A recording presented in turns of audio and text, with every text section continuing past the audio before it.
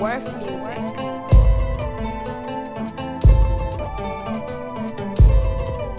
Monsieur le Président, recevez cette lettre de la part d'un artiste et un homme de lettres.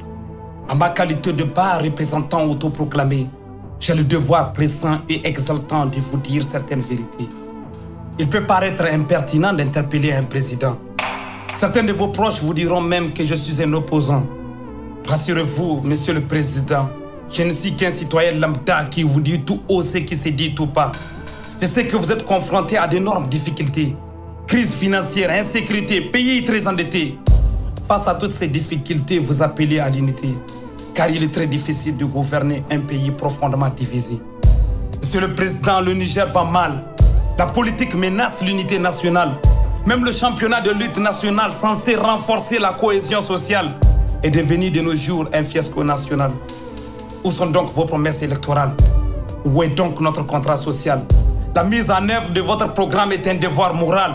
À l'heure de la renaissance culturelle, on n'a pas de changement de mentalité et de modernisation sociale. Mais pourquoi pas de bonne gouvernance et de lutte contre la pauvreté? La situation économique du Niger est chaotique.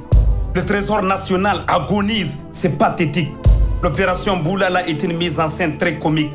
La renaissance culturelle est un discours politique. La loi de finances 2018 est pire qu'une bombe atomique. Taï Taouri n'est pas une fiction, c'est la réalité. Mais elle n'est pas une fatalité, c'est juste une question de volonté. Une volonté sans projet est une utopie. Une ambition dont on n'a pas les moyens est une maladie.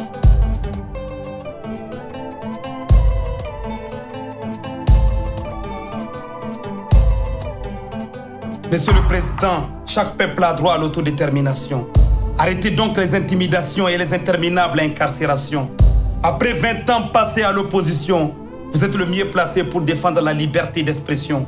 Vous avez juré d'épargner l'administration de la politisation, mais vos nominations révèlent quelques contradictions. Il paraît que l'école est l'une de vos priorités. Une école abandonnée avec un budget très limité, des classes surpeuplées, des grèves illimitées, des enseignants mal formés et souvent mal payés. Pourtant, vous l'avez reconnu, c'est cette école qui vous a tout donné. Sur le plan sanitaire, le constat est amer. Gratuité de soins jusqu'à l'âge de 5 ans. Mais à chaque consultation, des ordonnances sont livrées. Où est donc la gratuité? Comment peut-on acheter des médicaments avec les frais de nos condiments? Sur le plan sécuritaire, les tragédies continuent. Nos forces de l'ordre succombent sous les balles des bandits armés. Et c'est là, au vu et au su des forces étrangères censées nous protéger. Monsieur le Président, vous avez juré de répondre aux aspirations du peuple. Juré de promouvoir la dignité réelle du peuple. De respecter et de faire respecter la Constitution. D'empêcher par tous les moyens la politisation de l'administration. De servir et non de vous servir. De servir et de ne jamais travestir. De lutter contre la pauvreté et la corruption. D'assurer la sécurité de nos vaillantes populations. Mais loin de toutes ces bonnes intentions, l'injustice et la corruption ont émaillé votre gestion. À quand le changement? La vraie indépendance? Lorsque nos projets de loi sont dictés par la France.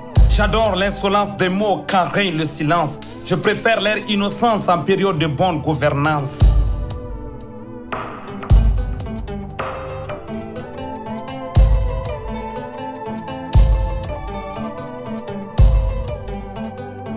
Monsieur le Président, vous êtes le père de la nation. Mais autour de vous gravitent des conseillers qui n'agissent que pour défendre leurs intérêts. Dès qu'une voix est discordante, on préfère parler d'ethnie ou de région. Comme si votre pouvoir repose sur des simples considérations. Il est temps d'arrêter cette hypocrisie, de travailler sans relâche pour votre propre salut. Que l'amnésie de vos proches ne se transforme pas en maladie. Votre premier mandat a recueilli plus de voix à Tillabéri. Monsieur le Président, à présent je suis à la fin de ma lettre. Elle résonne comme un procès, mais elle est loin d'être une attaque. Devant l'urgence de la situation, prenez de la distance. Prenez vos responsabilités, tout n'est pas perdu d'avance. Les défis sont nombreux, ensemble nous pouvons les relever. Soyez à l'écoute de Dieu et de vos sages conseillers. Laissez-vous guider par l'expérience de ceux qui vous ont précédés. En espérant une réponse de votre part, recevez l'expression de mes plus hautes considérations.